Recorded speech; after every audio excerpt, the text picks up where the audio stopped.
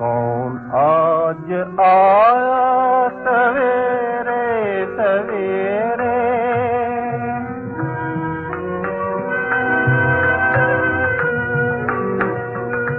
ये कौन आज आया सवेरे सवेरे, कि दिल चौंक उठा सवेरे सवेरे।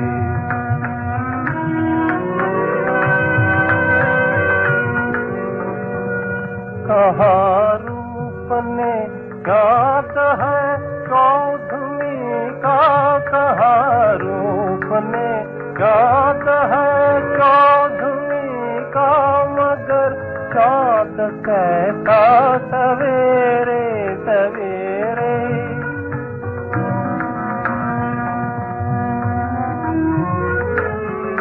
गया मन का धीरज बड़ी बेकली भी, गया मन का धीरज बड़ी बेकली भी, ये मुझको हुआ क्या,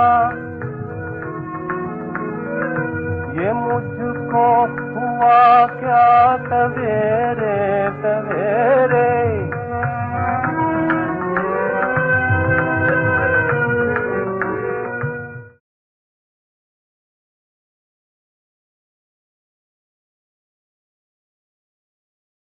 ओम शांति। मुरली की तारीख है 17/7/2021।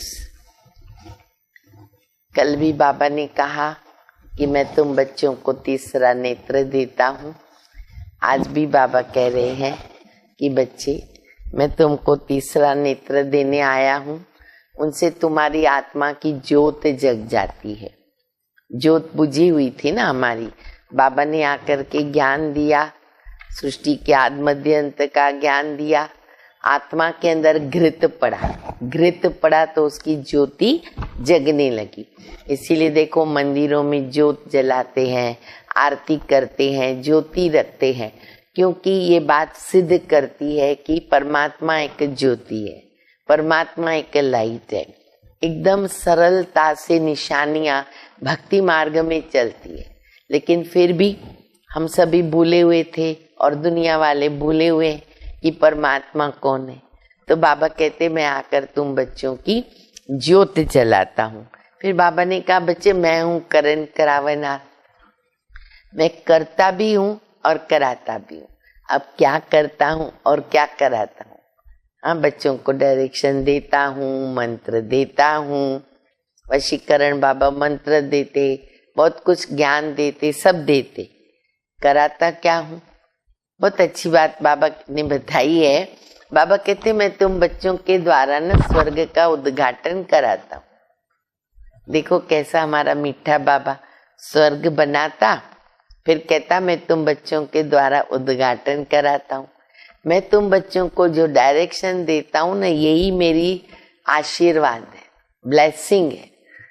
अगर मुझसे श्रीमत का एक्यूरेट पालन करते हैं ना, सचमुच बाबा की आशीर्वाद, बाबा की ब्लेसिंग, बाबा की दुआ और बाबा की छत्र छाया हमारे सिर पर रहती है। हम एकदम सेफ रहते हैं।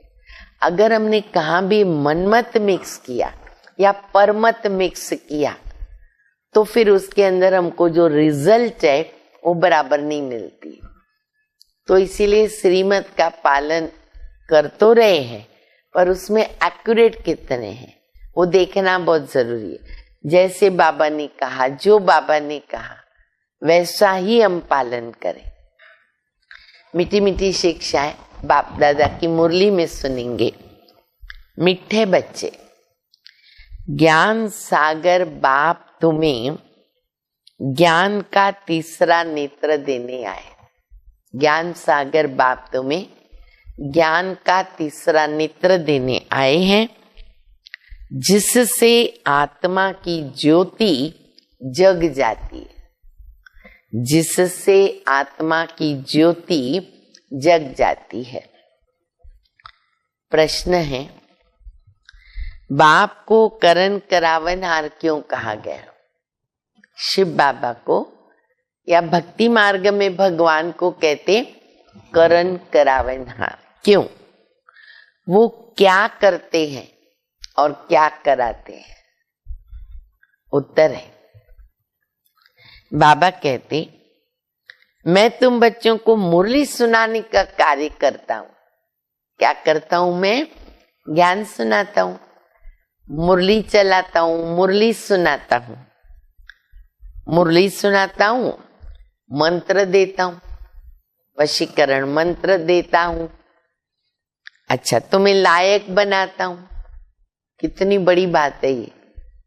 मनुष्य से देवता बनाता हूं, फिर तुम्हारे द्वारा स्वर्ग का उद्घाटन कराता हूं। कितने बड़े लोग हम बन जाते। इतनी सारी नई दुनिया, स्वर्ग, उसका उद्घाटन हम बच्चे करते हैं।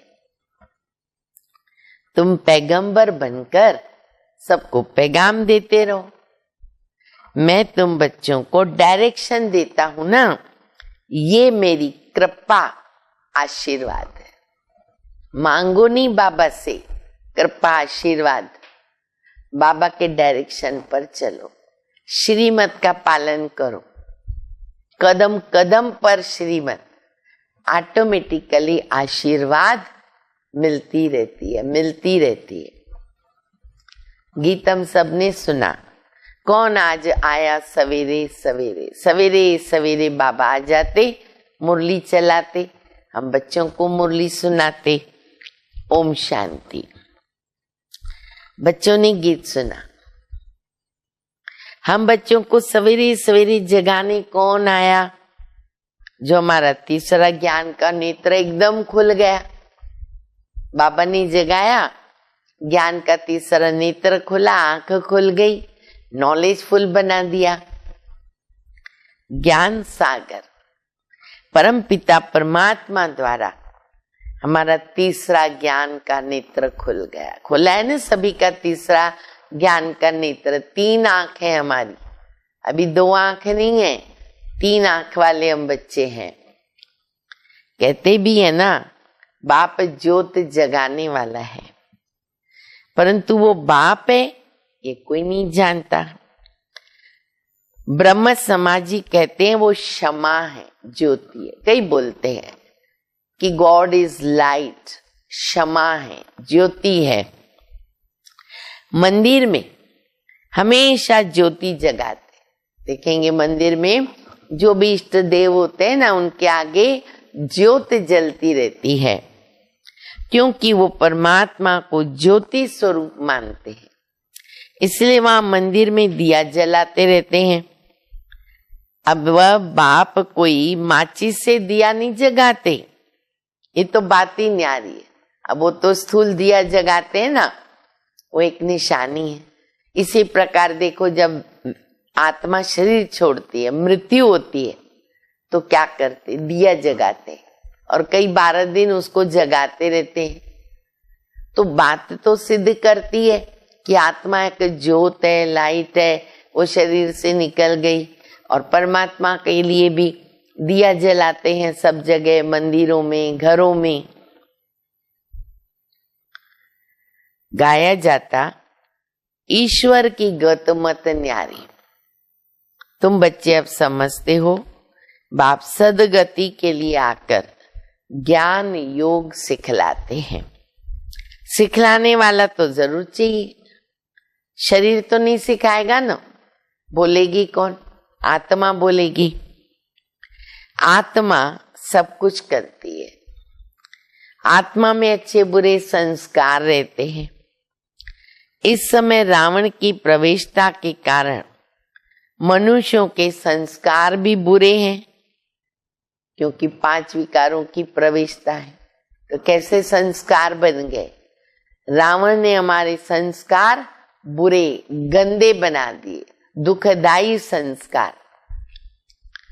देवताओं में 5 विकार नहीं होते। भारत में जब दैवी स्वराज्य था तो बुरे संस्कार नहीं थे। देवी देवताओं के राज्य में कोई बुरे संस्कार नहीं होते, सर्वगुण संपन्न थे। कितने अच्छे संस्कार थे देवी देवताओं के जो अभी तुम धारण कर रहे। उनके आगे गायन करते भी है, सर्वगुण संपन्न। आज की दुनिया में भी 1-2 गुण भी अगर किसके अंदर होता है, बड़ा शांत व्यक्ति होता है, सहनशील होता है, मुस्कुराता रहता है, कहते ये तो जैसे देवता है। देवता तो देवताएं होते सुखदाई।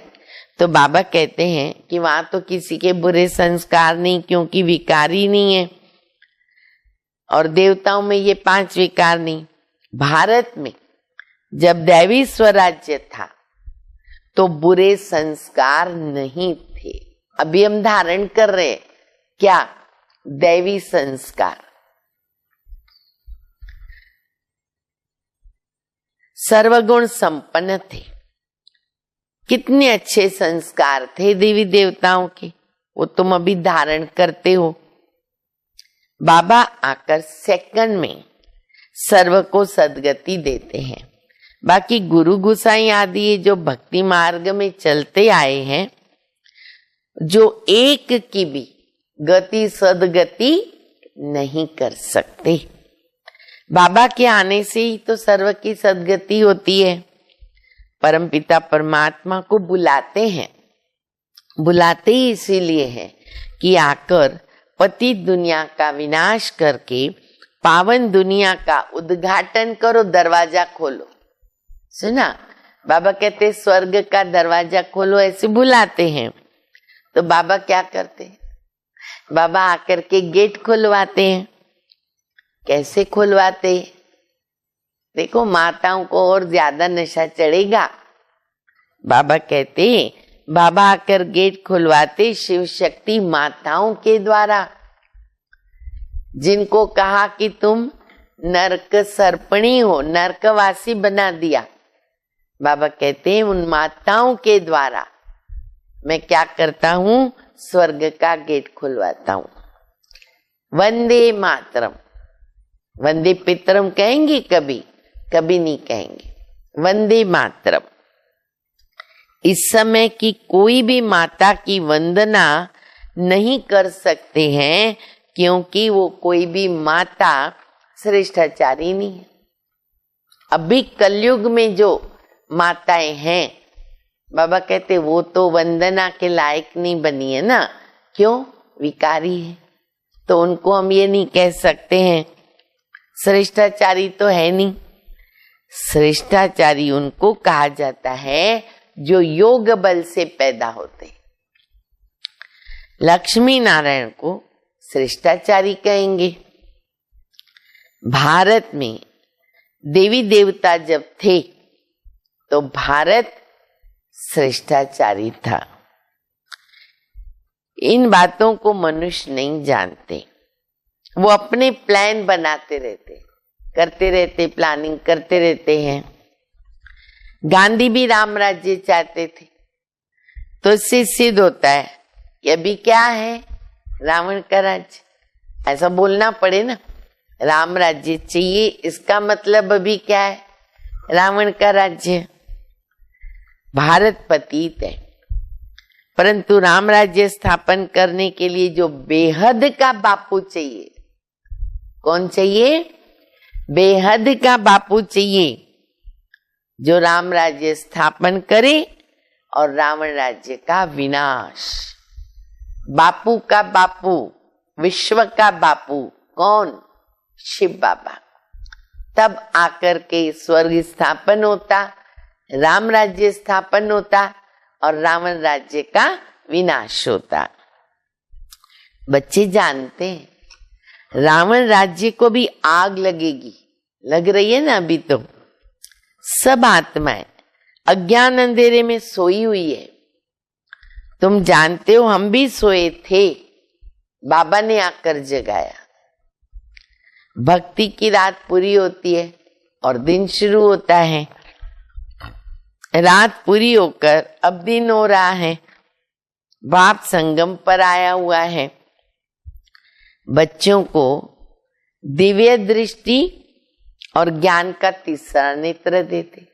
कई बच्चों को बाबा को दिव्य दृष्टि भी तो देनी होती है ना, चाबी बाबा के पास है, लेकिन सेवा करानी है तो उनको वो भी बाबा देते, जिनसे तुम सारे विश्व को जान चुके। दिव्य बुद्धि तो बाबा ने सबको दे दी। तुम्हारी बुद्धि में बैठा हुआ है कि ये बनाया अविनाशी ड्रामा है जो फिरता ही रहता है, फिरता ही रहता है। अभी तुम कितने जाग गए और सारी दुनिया सोई पड़ी, और हमें कितना ज्ञान मिला, कितनी रोशनी मिल गई। अभी तुम बच्चों को सारे विश्व के आदि मध्य अंत का, फिर मूल वतन, सूक्ष्म वतन, स्थूल वतन, सबका ज्ञान मिला। त्रिलोकीनाथ। बाकी सारी दुनिया कुंभकर्ण के अज्ञान नींद में सोई पड़ी। नशा चढ़ाओ, बाप को कैसे क्या बना दिया, लोग अभी सोए पड़े हैं। ये किसको पता नहीं कि पतित पावन कौन। कहते पतित पावन आओ, ये नहीं कहते हैं कि सृष्टि के आदि मध्य अंत का राज सुनाओ, कहानी सुनाओ। बाबा कहते तुम इस सृष्टि चक्र को समझने से चक्रवर्ती राजा बनते हो, याद से पावन बनते हो। यह भी जानते हो कि विनाश सामने खड़ा है, लड़ाई भी होनी है। बाकी कौरव पांडवों की तो कोई लड़ाई नहीं हुई थी। पांडव कौन थे ये थोड़ी किसको पता है।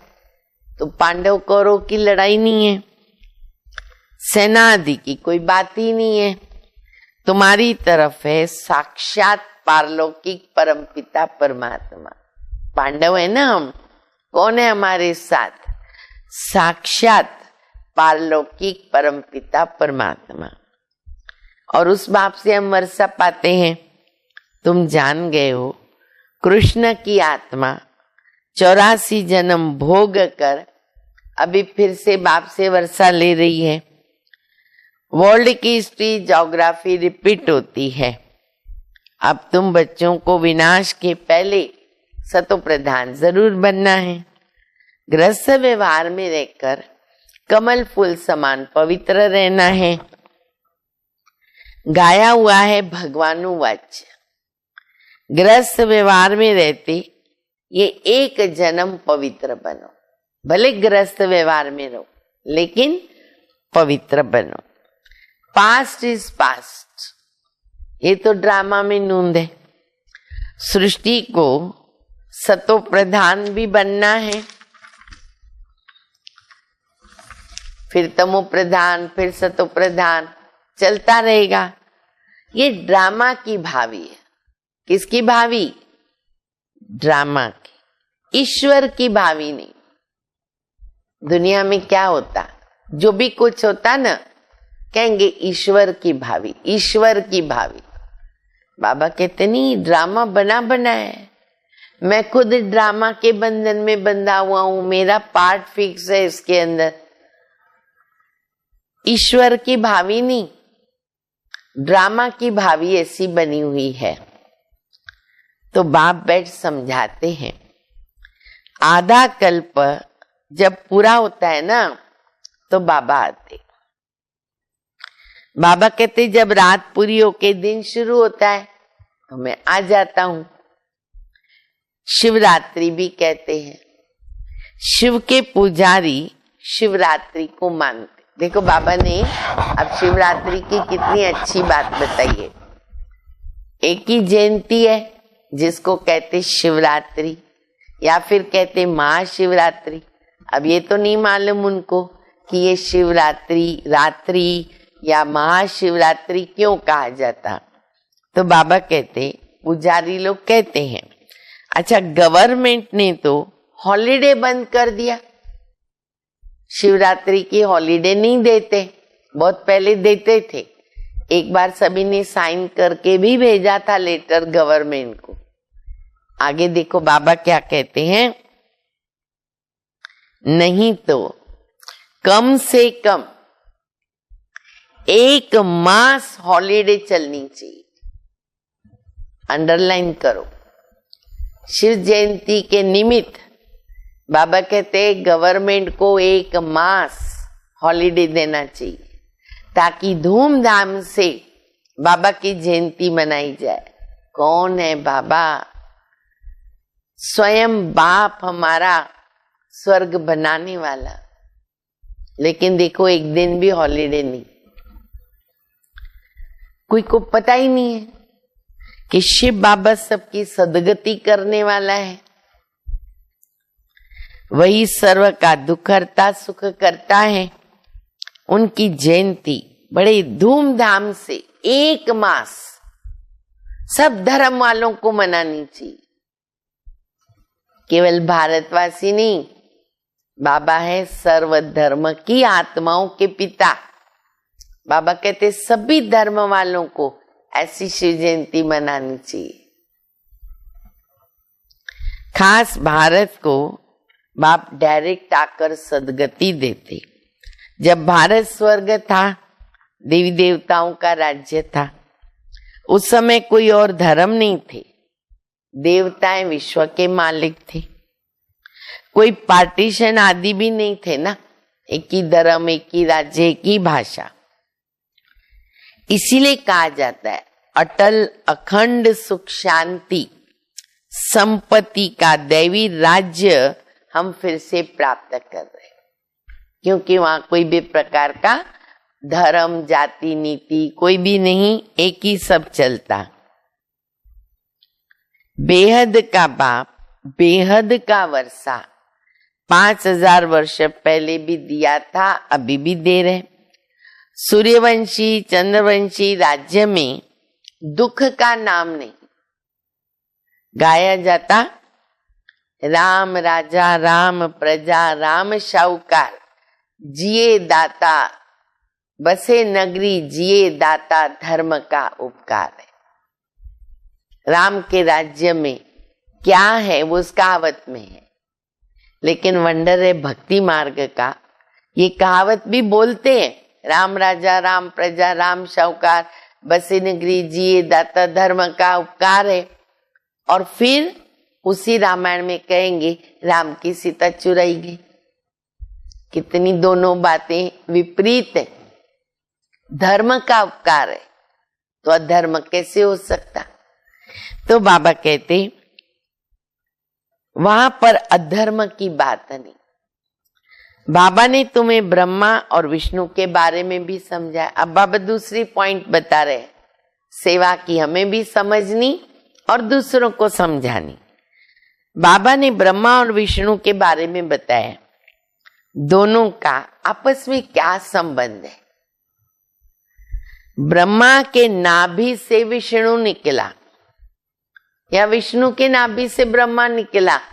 बोलो, ये कैसा वंडरफुल चित्र बताया। बाप समझाते ये लक्ष्मी नारायण अंत में ब्रह्मा सरस्वती जगतम्बा जगत पिता बनते।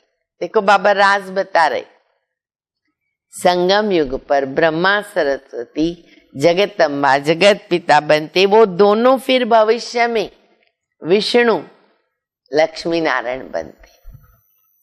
बाप बैठ समझाते, जो भी चित्र देखते उसमें कोई भी यथार्थ नहीं है। शिव का बड़ा चित्र बनाते, वो भी अयथार्थ है।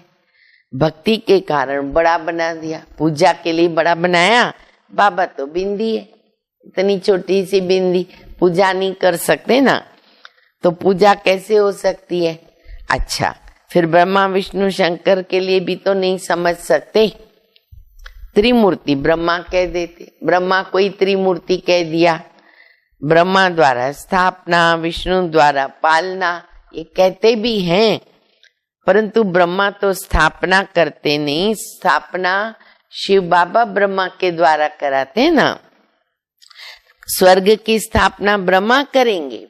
नहीं, स्वर्ग की स्थापना परमपिता परमात्मा करते, शिव बाबा कराते हैं ब्रह्मा के द्वारा। ये आत्मा तो पतित है, ये व्यक्त ब्रह्मा कहा जाता है। यही आत्मा पावन बन जाएगी और जाके अव्यक्त बन जाएगी, वतन में चली जाएगी, फिर सतयुग में जाकर के नारायण बनेगी। ये ब्रह्मा की आत्मा कृष्ण बनती है, बड़ी होकर नारायण बनती है।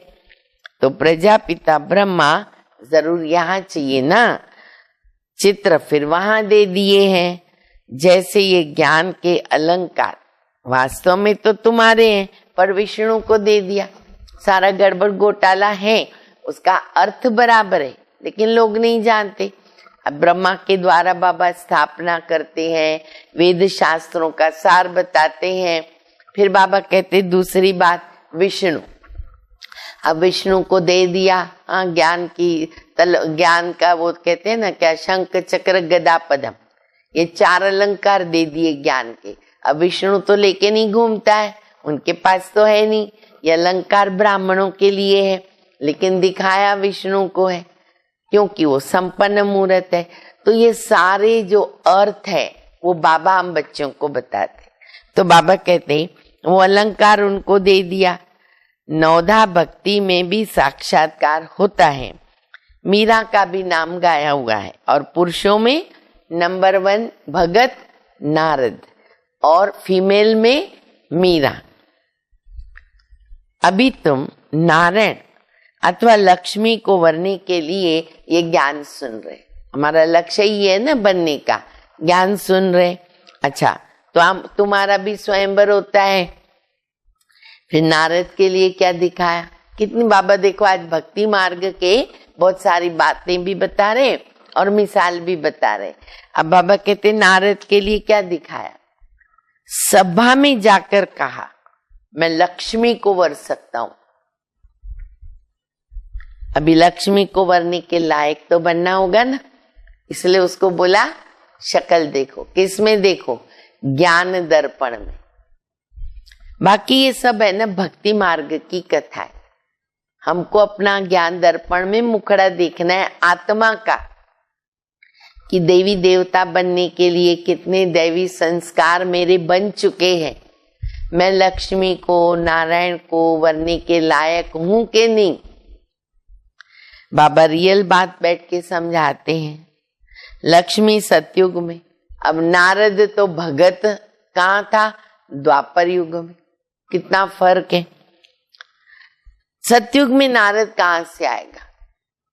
राधे कृष्ण का स्वयंवर के बाद नाम पड़ता है लक्ष्मी नारायण। ये भी तो भारतवासी नहीं जानते हैं। कितना महान अंधकार, अज्ञान अंधकार, कैसा महान। अच्छा, फिर बाबा है कल्याणकारी, तुमको भी कल्याणकारी बनाते हैं। अब विचार सागर मंथन करना चाहिए औरों को कैसे समझाए। अब बाबा ने बहुत पॉइंट्स दे दी ना, कैसे समझाओ सोचो। बाप समझाते कि चित्र आदि कैसे बैठ के बनाए। गांधी के नाभि से नेहरू निकला, अब कहाँ विष्णु देवता, कहाँ ये मनुष्य, इन सब बातों को अब तुम समझते हो। नंबरवार तुमको खुशी भी है, बेहद का बाबा हमको पढ़ाते, ये कभी सुना नहीं था, क्योंकि गीता में तो कृष्ण भगवान वाच्य कह दिया। भगवान कब आया, कब आकर के गीता सुनाई, तिथि तारीख भी तो कुछ नहीं है। कल्प की आयु क्या कर दी, लाखों वर्ष कर दी, कोई की भी बुद्धि में आएगा ही नहीं। तो अभी बाप बैठ बच्चों को समझाते हैं, ब्राह्मणों का वर्ण हमारा सबसे ऊंचे। हमें भारत के गुप्त सच्चे रूहानी सोशल वर्कर, याद रखो, रूहानी सोशल वर्कर। परमपिता परमात्मा हमसे सेवा करा रहे। कौन करा रहा है, बाबा। हम रूहानी सेवा कर रहे, वो लोग जिस्मानी सेवा करते हैं। तुमको कहते तुम भारत की क्या सेवा करते हो, बोलो। हम रूहानी सेवाधारी हैं, स्वर्ग का उद्घाटन कर रहे हैं, स्थापना कर रहे हैं। ये जवाब दो। नशे में शिव बाबा करण करावा हारे करा रहा है, वह करता भी है। मुरली कौन चलाता है? तो करता है बाबा, कर्म करता मुरली सुनाने का। तुमको भी सिखलाते ऐसे चलाओ। और फिर बाबा मंत्र देते कौन सा? मनमना भव। कर्म सिखलाया ना, फिर तुमको कहते औरों को सिखाओ, इसीलिए उनको कहते करण करावनहार। तुम बच्चे भी ये शिक्षा देते हो, बाबा को याद करो, वर्षे को याद करो। यही तुम बच्चों को पैगाम पहुंचाना है। ऐसे नहीं दूसरे को पैगाम दे और खुद याद में न रहे, तो फिर क्या होगा? दूसरे पुरुषार्थ करके आगे बढ़ जाएंगे, उच्च पद पाएंगे, और जो जिसने मैसेज दिया वो पीछे रह जाएगा। याद का पुरुषार्थ न करने से उच्च पद नहीं पा सकते। दूसरे याद की यात्रा से पावन बन जाएंगे, हम रह जाएंगे। फिर तो हमें पहले खुद पर भी ध्यान देना है। अब बाबा बांधेलियों का भी मिसाल दे रहे हैं। वह याद में ज्यादा रहती है। बांधेलियां बिगर देखे पत्र लिखती है, बाबा हम आपके हो चुके, हम पवित्र जरूर रहेंगे। तुम बच्चों की बाबा से प्रीत बुद्धि है, तुम्हारी माला बनी है, विष्णु की माला, रुद्राक्ष की माला में ऊपर मेरू है।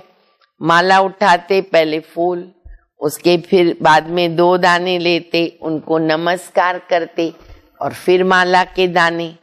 तुम भारत को स्वर्ग बना रहे तो तुम्हारा माला यादगार बन जाता। बाबा ने ये गीता ज्ञान यज्ञ रचा है, इसमें सारी पुरानी दुनिया स्वाह होती है। बाप है मोस्ट ब्लवेड फादर, तुमको भविष्य के लिए सुख का वर्षा दे रहे 21 जन्म के लिए। जिन्होंने कल्प पहले वर्षा लिया वो जरूर आएंगे ड्रामा प्लान अनुसार। बाबा कहते बच्चे सुखधाम चलना है तो पवित्र रहना है, मेरे को याद करो। मांगना कुछ भी नहीं, कृपा करो, बाबा मदद करो, नहीं। हम तो सबको मदद कर रहे हैं, पुरुषार्थ तुमको करना है, आशीर्वाद की तो कोई बात ही नहीं है। बाबा कहते मामे कम याद करो। अब याद करना किसका काम? हम बच्चों का, तुम्हारा। डायरेक्शन देना है, यही तो कृपा है। इतना डायरेक्शन दे रही, यही कृपा है। हाँ, बाकी बल खाओ पियो घूमो फिरो, तुम्हें पवित्र भोजन खाना है। हम देवी देवता बनते हैं, वहां पर प्याज लहसुन नहीं होता, देवी देवता नहीं खाते, पवित्र भोजन खाओ। ये सब यहाँ छोड़ना है, ये चीजें वहां नहीं होती है, बीज ही नहीं है। जैसे सतयुग में बीमारी भी तो नहीं होती है, अभी देखो कितनी बीमारियां निकल गई। वहां तो तमोगुणी कोई चीज ही नहीं है, हर चीज क्या है? सतो प्रधान। यहाँ देखो मनुष्य क्या क्या खाते हैं, हाँ कैसे देखो जानवर भी खा लेते। अभी बाबा बच्चों को कहते मुझे याद करो और संग तोड़ो, मुझे संग जोड़ो, तो तुम क्या बन जाएंगे? पावन बन जाएंगे। समझा? अच्छा, मीठे मीठे सिकिल दे बच्चों प्रति माता पिता बाप दादा का याद प्यार। Good morning. रूहानी बाप की रूहानी बच्चों को नमस्ते। हम रूहानी बच्चों की रूहानी बाप को, माता पिता बाप दादा को याद प्यार, गुड मॉर्निंग और नमस्ते। धारणा के लिए मुख्य सार पहला, पास्ट इज पास्ट। जो बीता उसे भूलकर गृहस्थ व्यवहार में रहते सतो प्रधान बनने का पुरुषार्थ करना है। विनाश के पहले पावन जरूर बनना है। बीती सो बीती। दूसरा, भारत को स्वर्ग बनाने की सच्ची सच्ची सेवा में तत्पर रहना है और खान पान बहुत ही शुद्ध बनना है, शुद्ध खाना है, शुद्ध रखना है, पवित्र भोजन खाना है। वरदान, रूहे गुलाब बनकर दूर दूर तक रूहानी खुशबू फैलाने वाले रूहानी सेवाधारी भव। रूहानी रूहे गुलाब अपनी रूहानी वृत्ति द्वारा रूहानियत की खुशबू दूर दूर तक फैलाते हैं। उनकी दृष्टि में सदा सुप्रीम रूह समाया रहता है। वे सदा रूह को देखते हैं, रूह से बोलते हैं, मैं रूह हूँ, सदा सुप्रीम रूह की छत्र छाया में चल रहा हूँ। मुझ रूह का करावनहार सुप्रीम रूह है। ऐसे हर सेकंड हजूर को हाजिर अनुभव करने वाले सदा रूहानी खुशबू में अविनाशी और एक रस रहते हैं। ये है रूहानी सेवाधारी की नंबर 1 विशेषता। स्लोगन है, निर्विघ्न बन, सेवा में आगे नंबर लेना। कैसे? निर्विघ्न बन, सेवा में आगे नंबर लेना, अर्थात नंबर 1 भाग्यशाली बनना। ऐसा नंबर लेते हैं तो हम हैं भाग्यशाली बाबा के बच्चे, भाग्यशाली आत्माएं। अच्छा, ओम शांति।